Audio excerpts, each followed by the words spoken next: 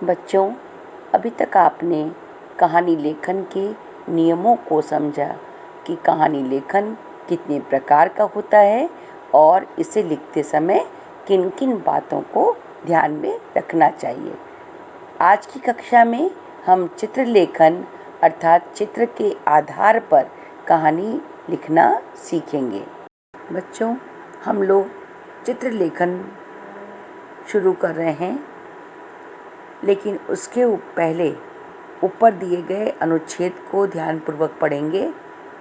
अनुच्छेद के माध्यम से यह पता चलता है कि चित्र का विषय दान है, जो सत्यवादी हरिश्चंद्र पाठ से जोड़ा गया है।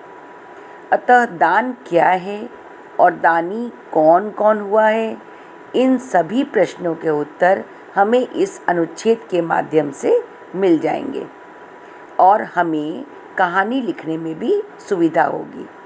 इस बात का ज़रूर ध्यान दीजिएगा कि कहानी के पात्र की रचना आपको स्वयं करनी है।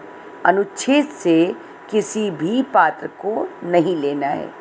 तो आइए अनुच्छेद को पढ़ते हैं। दान धर्म से बड़ा न तो कोई पुण्य है न कोई धर्म।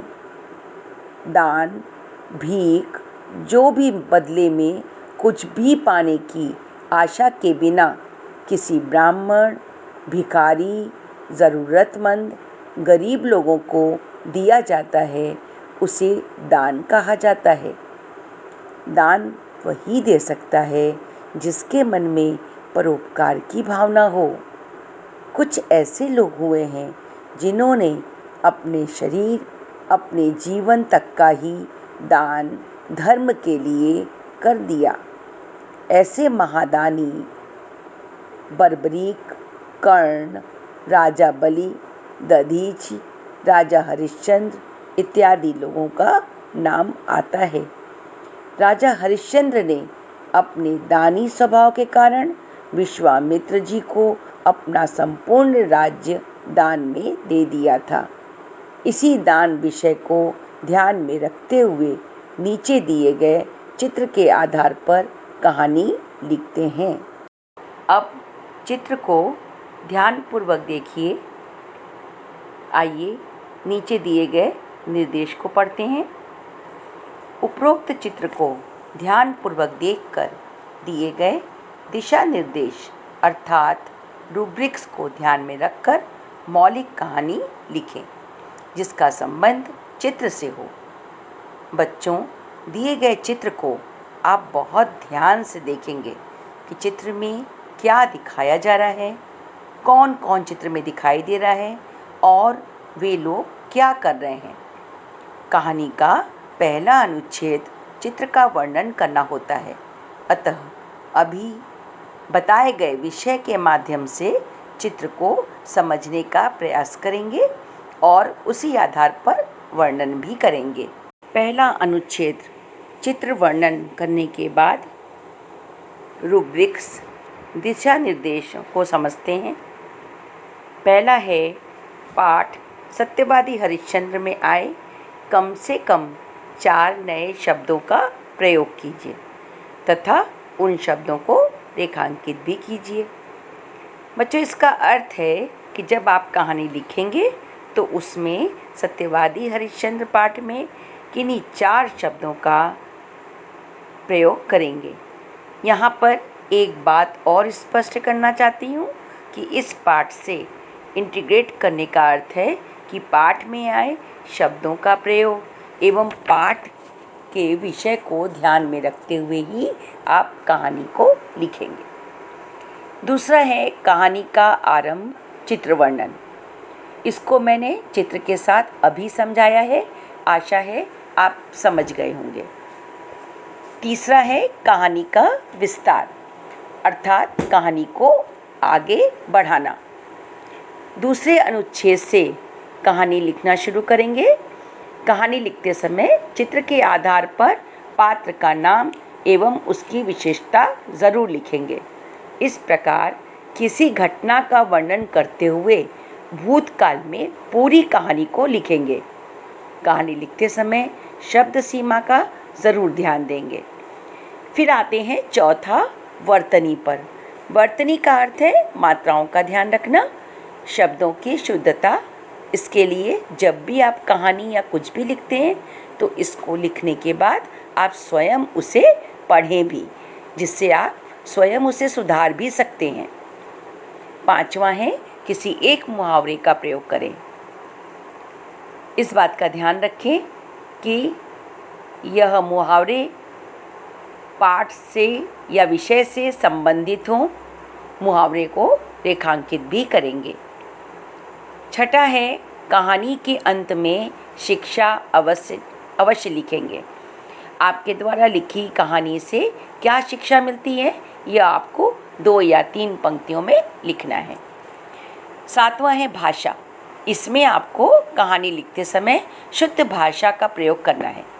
कहानी सरल भाषा में लिखेंगे जिससे कहानी पढ़ने पर आसानी से समझ में आ जाए। फिर आठवां है समग्र प्रभाव। इसका अर्थ ये होता है बच्चों कि पूरी कहानी आपने सभी दिशा निर्देशों का पालन करते हुए एवं कहानी लिखने के नियमों को भी ध्यान में रखते हुए लिखी है। बच्चों, इन रूब्रिक्स के बाद हम कहानी पर आते हैं। जो चित्र मैंने आपको ऊपर दिखाया है उसी चित्र एवं दिए गए रूब्रिक्स के आधार पर मैंने आपको यह कहानी लिखकर समझाने का प्रयास किया है। आइए अब उस कहानी को देखते हैं। पहले अनुच्छेद में चित्र का वर्णन किया गया है जो इस प्रकार है।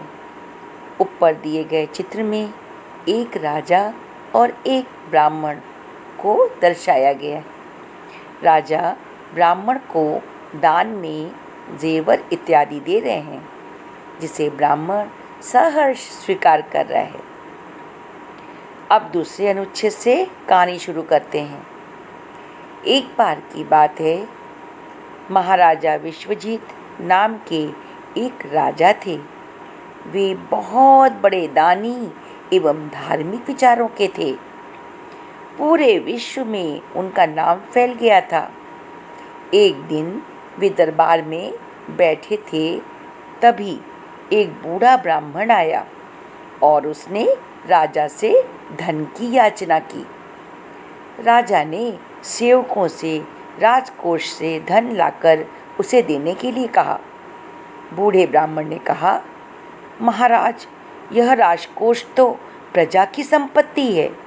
आप इसमें से नहीं बल्कि स्वयं की कमाई से कुछ दान में दीजिए।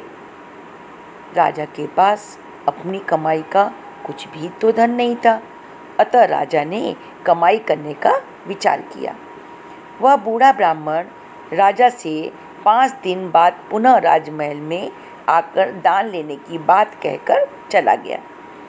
राजा वेश बदलकर पूरे राज्य में घूमते और मेहनत करके धन इकट्ठा करते रहे। देखते देखते 5 दिन बीत गए। वह ब्राह्मण पुनः दरबार में आया। तब राजा ने उसे अपनी कमाई द्वारा प्राप्त धन को दान में दिया। ब्राह्मण बहुत खुश हुआ और उसने राजा को खूब आशीर्वाद दिया। राजा को आज दान का सही अर्थ समझ में आ गया था। शिक्षा, मेहनत द्वारा प्राप्त धन से दान देना ही सबसे बड़ा दान कहलाता है। बच्चों, इस कहानी में देखिए सभी दिशा निर्देशों का पालन किया गया है। जैसे सत्यवादी हरिश्चंद्र पाठ में आए 4 शब्द राजकोष, ब्राह्मण, दानी, दरबार का यहाँ पर प्रयोग किया गया है। दूसरा, नाम फैलना, मुहावरे का प्रयोग, शुद्ध वर्तनी भी है, सरल भाषा का भी प्रयोग हुआ है। कहानी लिखने के नियमों के अनुसार संवाद का प्रयोग भी किया गया है। एक संवाद लिखा हुआ है ना कि महाराज, यह राजकोष तो प्रजा की संपत्ति है, तो यह संवाद हुआ। इसी प्रकार आपको भी एक संवाद लिखना ज़रूरी है। पात्र का नाम, पात्र की विशेषता भी कहानी में बताई गई है। पात्र का नाम मैंने रखा है महाराज विश्वजीत और पात्र की विशेषता बताई है मैंने कि बड़े दानी और धार्मिक विचारों के थे। इस प्रकार आपको भी एक पात्र का नाम और पात्र की विशेषता कहानी में ज़रूर बतानी है। कहानी की शुरुआत चित्र वर्णन से भी की गई है और अंत में शिक्षा भी लिखी गई है। तो बच्चों, इसी प्रकार सभी निर्देशों का पालन करते हुए आपको भी चित्र लेखन करना है। आशा है आपको अब अच्छी तरह से स्पष्ट हो गया होगा। तो आइए आज के गृह कार्य को अब समझते हैं।